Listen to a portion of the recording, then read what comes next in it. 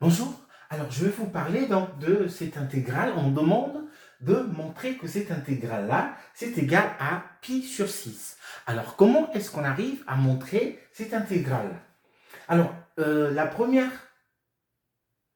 chose qu'on peut remarquer, c'est que, je ne sais pas si vous le savez, donc si vous prenez 1 sur 1 plus, alors je vais prendre 1 moins t, de x. Donc, si vous transformez cette expression-là en série, sous forme de série, en fait, ça vous donne la somme pour n. Alors, n va de 0 à plus l'infini de t à la puissance n. Donc, c'est la transformer en série de cette expression-là. Donc, du coup, si on prend l'expression, donc si je prends ln de t divisé par t moins 1, qu'est-ce qu'on aura? On peut l'écrire moins ln de t divisé par 1 moins t. Donc ça, on peut l'écrire comme étant moins, je prends la somme, donc j'écris cette expression-là, puisque le t ne dépend pas de n ici, donc je prendrai la somme de n va de 0 à plus l'infini de quoi? De t à la puissance n et puis ln de t. Donc ça, je peux l'écrire sous cette forme-là. Une fois que je l'ai écrit, ce que je veux faire, c'est par exemple, je dis posons, je pose que le fn de t, c'est égal à t à la puissance n fois ln de t. Donc du coup, alors si vous voyez, donc, sachant que le t ici est sur l'intervalle, alors 0 et puis 1. Voilà. Donc notre t appartient à cet intervalle. Donc si vous voyez la fonction qu'on a ici, c'est une fonction qui est bien continue sur cet intervalle. Étant donné que cette fonction-là, donc ça c'est un polynôme, le ln, donc il est continu sur cet intervalle, donc je veux dire fn continue sur 0 et 1. Comme ma fonction, ma suite fn ici, est continue sur cet intervalle 0 et 1, donc, du coup, vous pouvez voir avec moi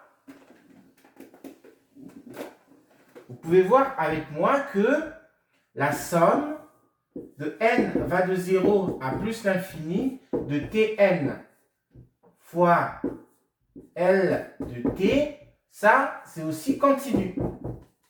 Continu sur 0,1. Alors, comme ça c'est continu, cette fonction-là est continue, donc qu'est-ce qui va se passer si je reprends l'intégrale que j'ai au départ ici? Donc, l'intégrale de 0 à 1 de ln de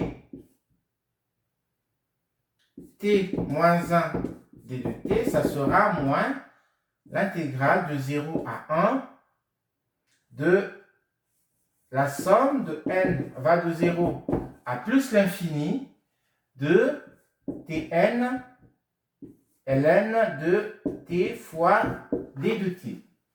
Alors, étant donné que je sais que cette somme, donc la suite, la fonction fn, je l'ai dit tout à l'heure, c'est continu. Cette somme-là, c'est une somme qui est continue.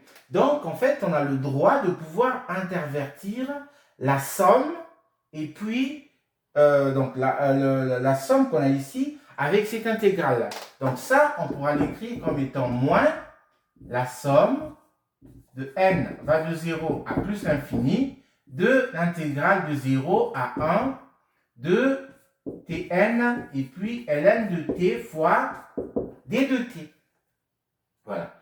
Donc, une fois qu'on arrive ici, ici, là, on peut intégrer par intégration par partie. Donc, si je veux faire une intégration par partie, qu'est-ce que j'ai? Donc, je prends mon U, c'est ln de t. Donc, le U', c'est 1 sur t.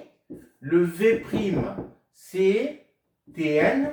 Donc, le V, c'est Tn plus 1 divisé par n plus 1. Donc, qu'est-ce que j'obtiens? Donc, ça, mon intégrale, donc de 0 à 1 de ln de t divisé par t moins 1 d de t, ça sera moins la somme de n va de 0 à plus l'infini. Donc, alors, j'ouvre la parenthèse. Donc, UV, donc Tn plus 1 sur n plus 1, et puis ln de t entre 0 et 1 moins. Donc, ici, ça me fait 1 sur n plus 1 fois l'intégrale de 0 à 1. Donc, ici, ça me fait Tn d de t. Voilà, donc ça, je ferme. Donc, du coup, qu'est-ce que j'obtiens? Donc, on voit ici qu'en 1, ça va s'annuler. En 0, donc, on prend la limite, ça va s'annuler. Donc, il nous reste juste cette partie. Alors, ici, vous pouvez juste utiliser, si en 0, vous avez du mal à calculer la limite, vous utilisez la croissance comparée. Normalement, vous trouvez que c'est égal à 0. Donc, du coup, ça me donne le moins là et le moins que j'ai ici, ça me fait 1 sur n plus 1. Et puis, la primitive ici, c'est Tn. Ah, pardon, j'ai oublié la somme. La somme de n va de 0 à plus l'infini de 1 sur n plus 1 et puis Tn plus 1 divisé par n plus 1 entre 0 et 1. Donc ça me fait la somme de n va de 0 à plus l'infini de 1 sur n plus 1, le tout au carré. Donc cette somme-là, c'est aussi égal. Alors ici, ça commence à 0. Ça commence à 0. Si je le commence en 1, je peux prendre m égale à n plus 1. Donc en fait, ça, on peut l'écrire comme étant la somme de n. On peut commencer n à partir de 1 jusqu'à plus l'infini. Du coup, ici, j'ai 1 sur n au carré. Or, ça, c'est fini. Vous connaissez le résultat de cette somme. Alors, c'est une somme qui est beaucoup célèbre. Cette somme-là, le résultat, c'est égal à pi au carré sur 6. Donc, du coup, on vient de montrer que notre intégrale de 0 à 1 de ln de t divisé par t moins 1 d de t, c'est égal à pi au carré divisé par 6. Voilà comment est-ce qu'on arrive à trouver le résultat. Merci.